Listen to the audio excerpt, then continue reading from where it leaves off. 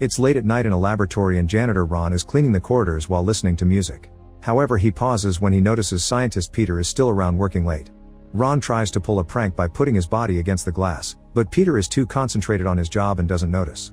Then Ron enters the lab to clean it too, so Peter leaves the room to get a snack. While Peter has trouble with the machine malfunctioning, Ron notices there's a bed set up behind some curtains. Behind them he finds a sleeping man with black veins and a label on his wrist that says DOD, but Ron thinks the man's name is DOD. Suddenly the patient moves his hand and startles Ron, causing him to accidentally hit the life monitor. The screen begins showing a flat line and Ron panics, so he sits on top of the man to start CPR. When the patient opens his bleeding mouth, Ron complains about the smell and fills it with mints before going back to CPR. However, he presses so hard that the man's stomach breaks, and as Ron screams, the guy opens his red eyes. It turns out this guy is patient 0 of a new zombie infection, and he immediately attacks Ron. The two of them run around the lab exchanging hits while Peter still struggles against the machine, not noticing a thing even when Ron puts his bloody hands on the window.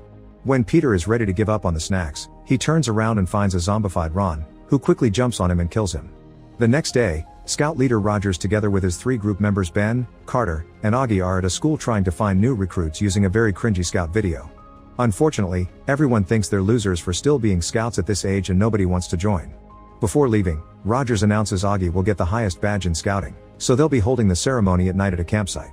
Afterward, on their way home, Carter and Ben discuss the matter of Scouting because the only reason they're still members is for Augie's sake.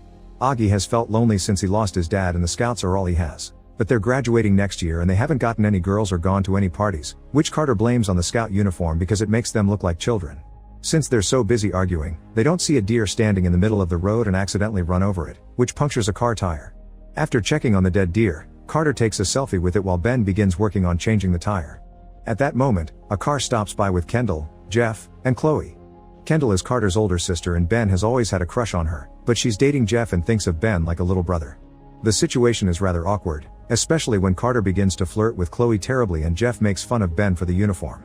When the subject of the deer comes up, they notice the body isn't on the road anymore and only left a stain behind. Meanwhile, Carter asks about the party everyone is talking about, and to everyone's surprise, Jeff invites them to come.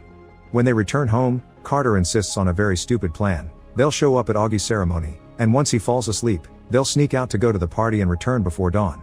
Ben reluctantly agrees. Their conversation is interrupted by Ms. Fielder, who threatens them as she reminds them to get out of her driveway before returning to her dozens of cats. Later in the afternoon, Rogers is on his way to the camping site when he finds a tag with the name Peter on it, although the address indicates it couldn't be possible for it to have fallen this far. Rogers notices something moving in the bushes and when he takes a look, he's suddenly attacked by the deer the boys hit, because it's become a zombie too. Using his Scout knife, Rogers stabs the deer in the eye to kill it. However, when he turns around, he finds zombie Peter, who quickly bites Rogers. Meanwhile, Carter and Ben go to the convenience store and Carter pays off a hobo to buy them alcohol because they're minors. The hobo goes inside to do the transaction, but he's barely sane and buys the wrong things, so Carter rushes into the store and causes a scene. At that moment, a beautiful woman named Denise comes out of the store and her bag strap breaks, but Ben helps her by fixing the strap with a Scout knot. To thank him for the help, Denise goes inside and buys the drinks for the boys before returning to her job in the adult club across the street. The duo considers following her, but there's a very scary doorman that won't allow minors in and the guys run away. Sometime later, the 3 young Scouts are surprised that Rogers hasn't arrived. Augie thinks it's a test to get his badge, so the boys proceed to prepare the camping site. Augie is incredibly prepared while Carter is messy, but the trio still has a lot of fun going through the usual activities and makes a good team. Eventually night falls and Rogers still doesn't show up, so the boys chat around the campfire while roasting marshmallows. Augie is happy to have his friends with him after his dad abandoned him and makes them promise Scouts forever. Meanwhile, the party is in full swing, but Kendall is worried that the boys haven't come. Jeff doesn't look surprised and distracts her with a dance. A few hours later, Augie is finally asleep and Carter and Ben sneak out of the campsite. On their way to the car, they find Rogers' knife on the ground, which worries Ben because he knows Rogers wouldn't go anywhere without it. He also notices footprints on the mud, but Carter doesn't care and drags Ben to the car. Unfortunately, Augie is waiting for them there and knows about the party, so it's time for Ben and Carter to admit they don't want to be Scouts anymore because they need to grow up. Hurt and disappointed, Augie tells them to leave. Moments later, Ben and Carter make it back to town and notice it's very empty for a Saturday night. They stop the car by the convenience store to change out of their uniforms, and Ben's bad feelings get worse when he notices the store's glass door is broken.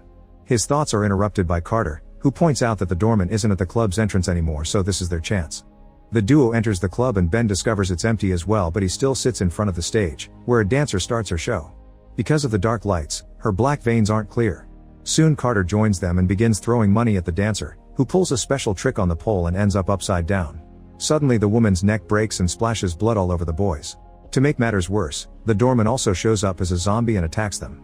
While Ben runs into the bathroom and the doorman follows him, the dancer attacks Carter, who after some struggle, uses a broken bottle to immediately kill her. The doorman finds Ben in one of the stalls, and when he's about to attack again, Denise shows up and blows his head up with a shotgun. Meanwhile, a lonely Augie decides to go to Roger's house. Nobody answers the door, yet it's unlocked. Thus Augie enters the house, and when he doesn't find his teacher, he leaves a message on a little board. He's about to leave when his stomach begins hurting, so he rushes to the bathroom to relieve himself. The smell is so bad that he opens the window, but he's too distracted by his own hygiene to notice there's a zombie in the garden that tries to reach inside for him.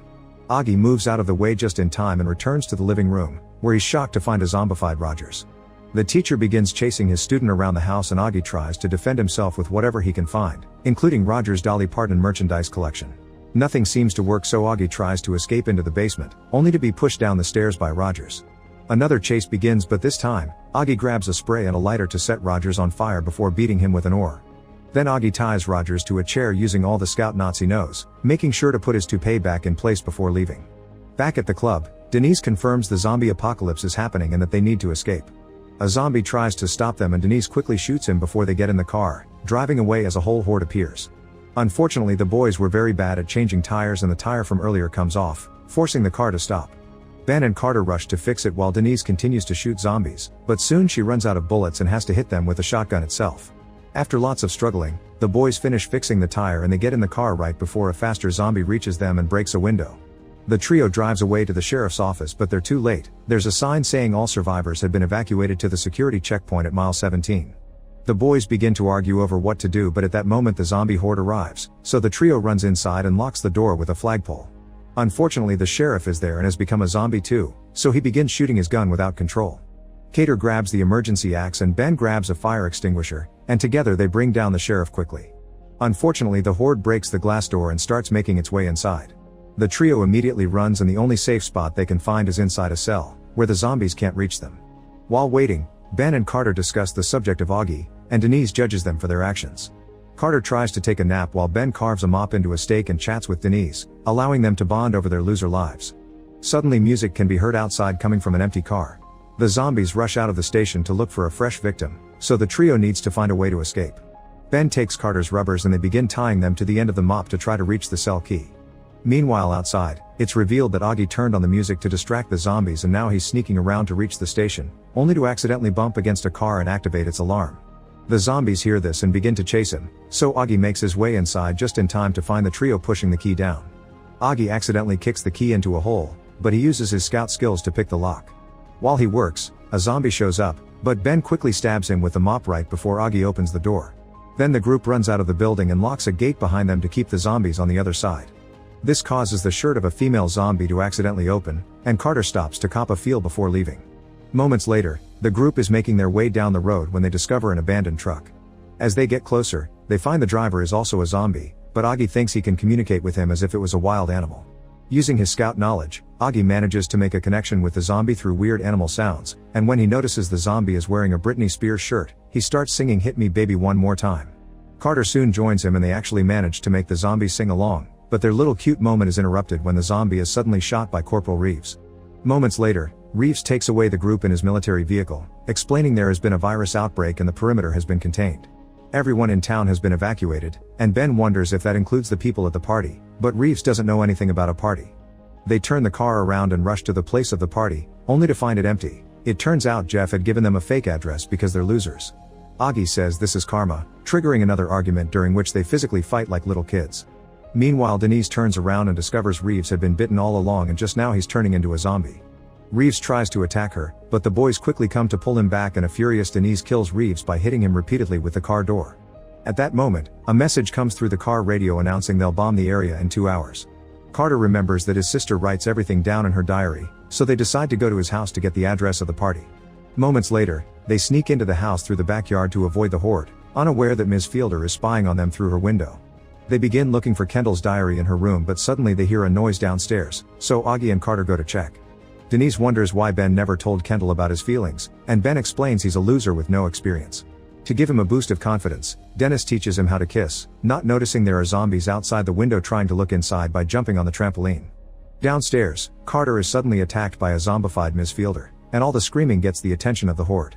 In the struggle, the boys cause Ms. Fielder to lose her dentures, so when she jumps on Carter's backside, she pulls down his pants to have a feast with her tongue.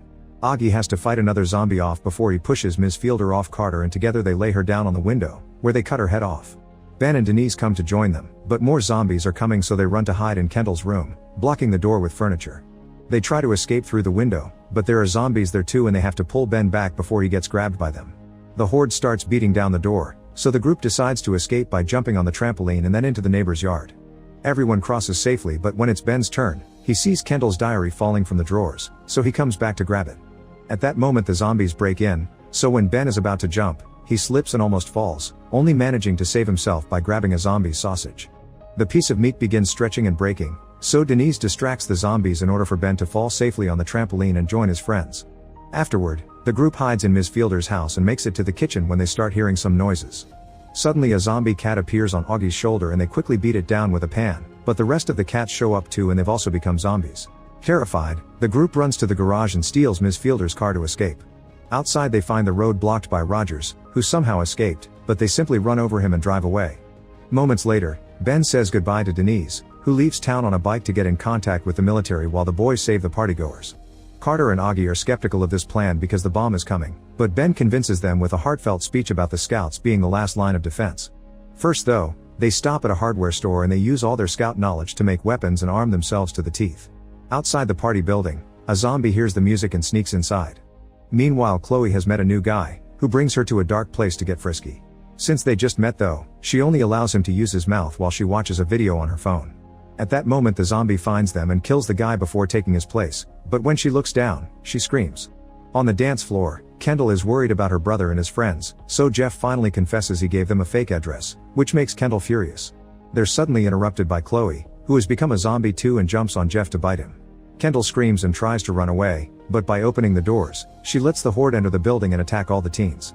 Chaos, blood, and horror take over the party, but suddenly a whistling sound makes everyone turn around. The scouts are here and begin fighting the zombies, killing them with their makeshift weapons and excellent teamwork. Carter is sad to kill his crush Chloe, but Ben enjoys destroying Jeff. Then Ben tries to save Kendall, but when he's blocked by a zombie, his friends clean the way for him to play White Knight successfully. Afterward, the scouts tell the other teenagers to run away, locking the doors so the zombies can't follow them. The trio stays inside as a distraction and tries to find another exit, only to end up locked in the basketball court. Seeing no hope, the boys apologize for their behavior and admit they've had fun being scouts. Suddenly Augie reveals he's prepared a bomb in case of an emergency and takes it out, but he's having trouble igniting it. At that moment, Denise appears at the garbage chute, and Ben and Carter immediately follow her. Augie stays one more minute to finally ignite the bomb, then he runs away right before it explodes. The group makes it outside and watches the fire that takes the zombies down, only to discover Rogers is waiting for them to attack. Fortunately, the military finally arrives to put an end to the situation and Rogers is blown up. The next morning at the army camp, Ben tries to ask Denise out, but she reminds him who he really has feelings for. With his new confidence, Ben approaches Kendall and kisses her. Augie celebrates this development, but Carter is disgusted by having to watch his sister get some.